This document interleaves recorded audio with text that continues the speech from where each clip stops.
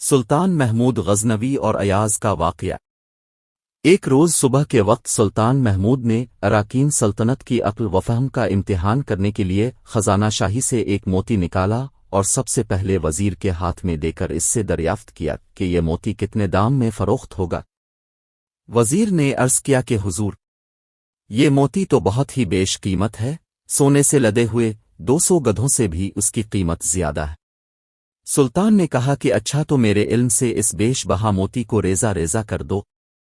وزیر نے عرض کیا کہ حضور، اس موتی کو ضائع نہ کروں گا، میں آپ کے خزانہ دولت کا خیر خواہ ہوں اور اس ہیرے کو توڑنا بدخواہی ہوگی۔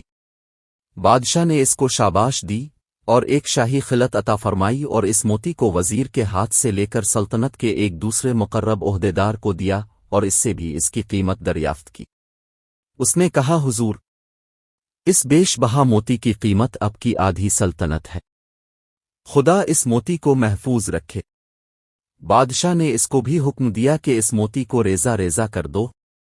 اس نے عرض کیا، حضور، ایسے قیمتی موتی کو توڑنے کے لیے میرا ہاتھ حرکت نہیں کر سکتا، اس موتی کو توڑنا خزانی سلطنت سے دشمنی کے مترادف ہوگا۔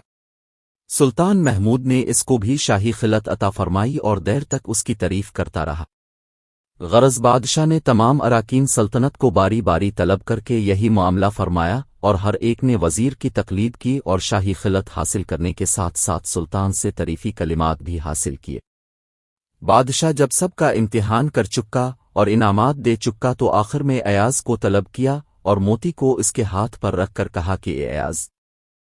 ہر ایک نے اس موتی کو دیکھا تو بھی اس کی شعاؤں اور چمک کو دیکھ لے اور غور کر کے بتا کہ اس کی کیا قیمت ہوگی۔ ایاز نے عرض کیا کہ حضور، جس قدر قیمت اس موتی کی عرض کروں گا، یہ موتی اس سے بھی کہیں زیادہ گراں اور بیش قیمت ہوگا۔ بادشاہ نے حکم دیا کہ اچھا، تو فوراً اس ہیرے کو توڑ دے اور بالکل ریزہ ریزہ کر دے۔ ایاز سلطان کا مزاج شناس تھا اور سمجھ رہا تھا کہ بادشاہ اس وقت امتحان کر رہا ہے۔ سلطان کا حکم سنتے ہی اس نے گوہرے بیش بہا کو چکنا چور کر دیا اور خلوت اور انعامات کی ذرا بھی تمنا کی۔